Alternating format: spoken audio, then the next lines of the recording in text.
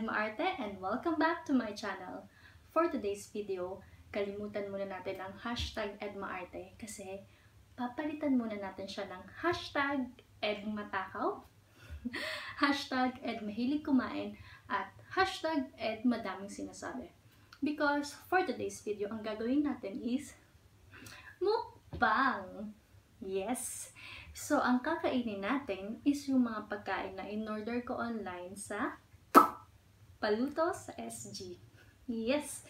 So, kung kayo ay nag-crave sa mga Filipino foods, grabe, ang dami doon sa Paluto sa SG. So, sobrang saludo ko sa lahat ng nagluluto at sinashare yung kanilang talent kasi yung sinasatisfy nila yung cravings natin mga Pinoy. Kaya, nating mga kapwa Pinoy. So, without further ado, let's start! So, papakilala ko sila sa inyo lahat. So, ang una kong na-order is itong, alam niyo ba kung ano to? Hindi niyo na kailangan mag-antay ng bare months o umuwi ng Pinas para lang matikman ito. Dahil, tada! Meron na ang puto bumbong. Yes, so this is puto bumbong with the leche. And, syempre, pag may puto bumbong, merong bibingka. And then, meron ding suman. Suman sa Latik ang tawag namin ito sa Laguna. Pero, suman sa Lihiya ang tawag dito. So, yan. In-order ko to sa isang tao lang. So, okay. Next natin, na ipapakilala ko sa inyo, ay ito. Ang famous at trending na Ubecreamcheesepandesal. Shoutout nga pala sa Kusina Roll na gumagawa ng napakasarap na Ubecreamcheesepandesal sa Laguna. So ito, ang in-order ko, parang 10 pieces siya sa isang box na in-order ko. And meron ding bake mac. Itong bake mac hindi ko to binili, pero bigay ito ng kasama ko sa bahay. Pero I think sa Paluto sa SG din niya to binili. Sisig. So, inilagay ko na siya sa plato. Kasi baka naman high blood din ako pag nilahat ko yung kakainin ko. And ito, shawarma. Hindi siya pagkain Pinoy, pero alam naman natin na meriendang Pinoy din ito. And, yan, shawarma. Na may rice ulit. And of course, hindi mo masasabing Pinoy ka kung hindi ka mahilig sa kanin. Tada! I have isaw ng baboy. And, barbecue. Of course, Karyhna rice na may sauce. And, last but not the least, etong mangga. So, eto na, kakain na tayo. Without further ado, ang una natin gagawin syempre is dapat nagugas kayo ng kamay, and nagugas na ako. And of course, let's pray. Ang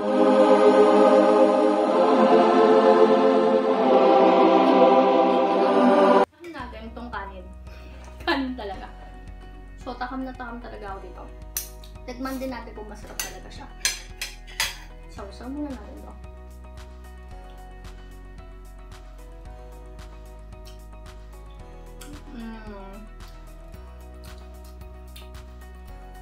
Lasang Pinas to. Shout out nga pala sa in-orderan ko nito. Ilalagay ko na lang sa description below kung saan ako umorder. Kasi sa lahat ng in-order ko, siya lang ang hindi late. Kasi lahat to pinag-antay ako. Pero siya, hindi niya ako pinag-antay. Mas maaga pa siya sa usapan. Meron ako dito in-order na inabot ako ng 3 hours mahigit. Pero anyway, worth naman kasi cravings, na-satisfy naman yung cravings ko. So, ang tip lang din, pag order kayo online, don't expect na on time sila darating. Kasi syempre may mga nangyayari hindi inaasahan.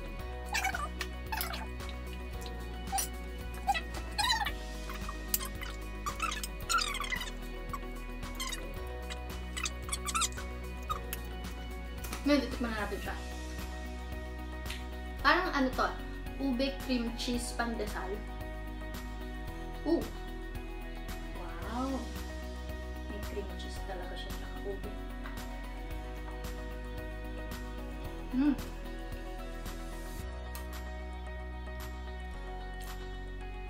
Kung ano yung in-order nyo, ito, makukuha nyo. Pandesal talaga siya. Pandesal talaga yung feels niya. Diyan sa mga pumapatak na yan. Tapos cream cheese and ube. Kaya kung nagkikrave kayo, okay dito. Tara!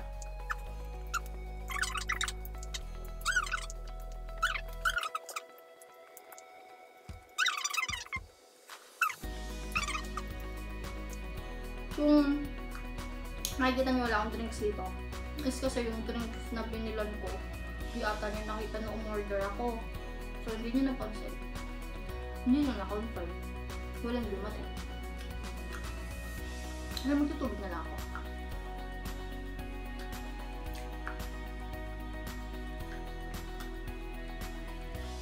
Nga pala, tungkol sa akin. Sabi nila, pag kumakain ka, huwag kang inom ng tubig kasi mabubusog ka agad. Pag po sa akin, pag maraming pagkain, dapat may tubig akong kasama. Kasi siya yung dahilan kung ba't mas marami ako nakakain. Okay. Nagam. Is itong sisig. Dahil may kanin ako dito, hindi natin ito sisig. Ganyan, kalamansi. Actually, may butter pa to sa top. Pero ininit ko na ano. Harap! Ngayon, itong kakainin natin is shawarma. Actually, nakalimutan ko na kung paano dapat siya. May kanin ba talaga yung shawarma? Ewan. So, meron siyang kasamang, so beef to siguro, I think. And then, kamatis, then cucumber, and then lettuce. And I think may mayonnaise and then onions. Lagyan natin. Sarap din.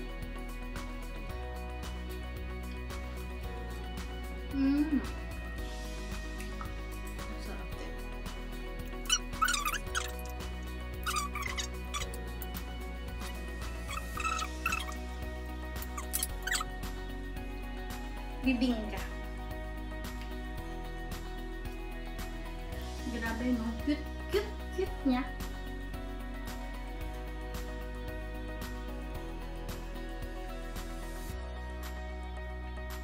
Tsaka isa ulit tip, pag bibili kayo online, siguraduhin nyo na hindi kayo gutom na gutom.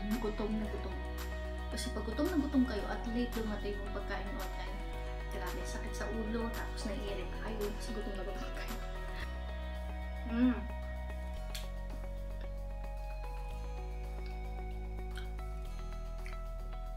Pasko na sinta ko. Pasko feels talaga siya. Medyo iba lang ata yung parang iba yung texture niya.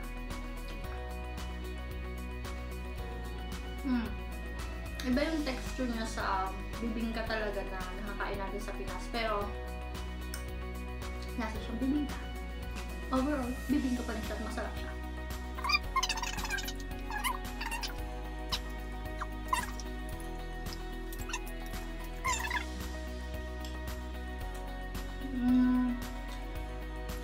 Sakto lang yung leche plan nila. Feeling ko mas okay kung bibili nyo yung ano pala, yung regular lang. Kasi may difference din yung price niya. Unless gusto nyo yung leche plan. And then, meron tong kasamang coconut. Kaya lang yung coconut, siguro sa biyahe, nag-iba yung lasa niya for me. So, hindi ko na siya pinilagay.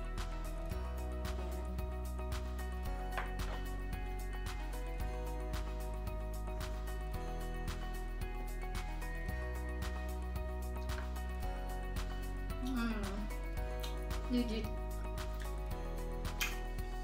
Tapos kung Pinoy. Merry Christmas talaga ang Puto bumbong.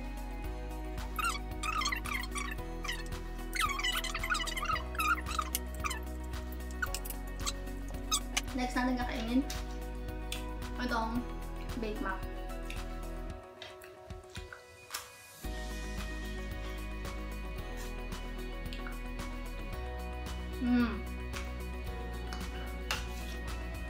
Parang nasa Pasko na din to. Noche Buena na to.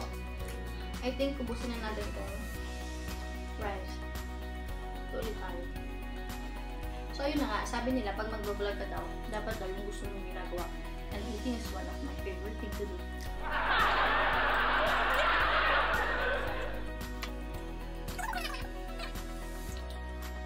nakakatuwa ka pala yung lagayan nito kasi nakalagay Edma Sisig, Edma Shawarma. Feeling ko ako yung may-ari ng karinderya or nung bilihan. So nakakatuwa lang. So sa service of delivery, itong ang tawag dito, isaw at saka barbecue. Tapos sa packaging, ang pinakagaganda ko is yung Ubecreamcheesepandesal. Ang pinaka natuwa ako sa lasa, itong sisig. Ito talaga siguro. And of course, yung malalamig kung gusto mo talaga ng ito talaga yung pinaka-crave mo sa buhay mo. Kasi nga, ito yung parang pinakamahirap. Effort talaga to. Is itong puto bumbong at bibingka. Above all, ang sarap kumain. And thank you sa mga lahat ng magagaling na nag-effort at nagtutulong.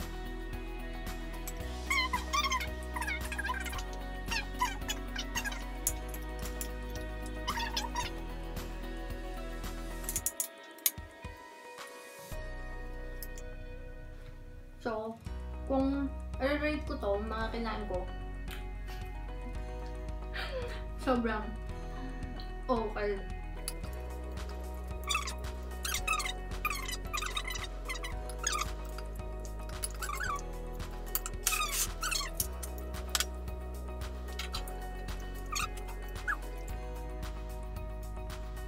Alam niyo yung pag may mga swimming kayo, ito yun.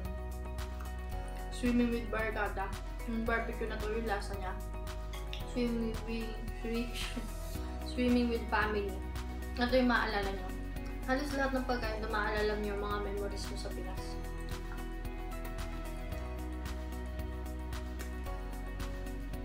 Ang favorite na putas ko ay mangga.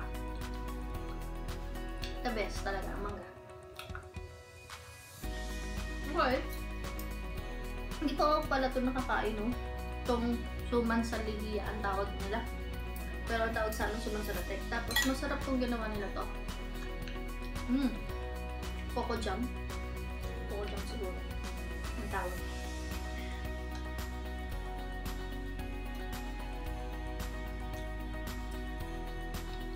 Favorite ko kaya ito yung breakfast. Ito yung lagi tuwing uwi ako ng Pinas. Sabihin ko gusto ko nito. Sa umaga.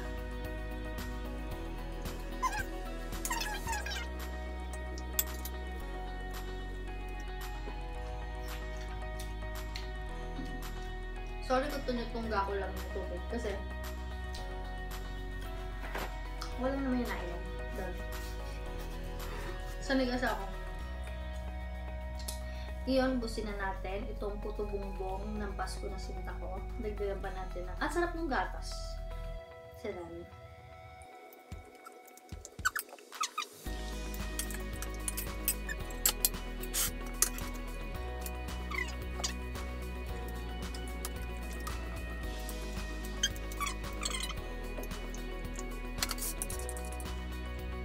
Lagi nyo lang tatandaan na kumain lang ng tama para wag tumaba. Coming from me.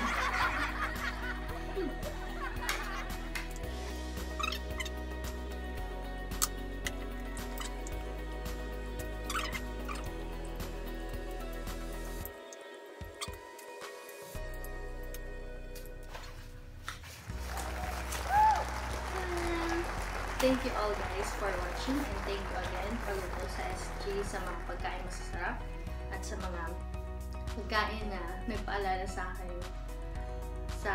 at nagbalik sa akin sa Pinas. So kahit na malayo sa Pilipinas at hindi natin sure kung kailan tayo makakauwi. Thank you for making me feel home.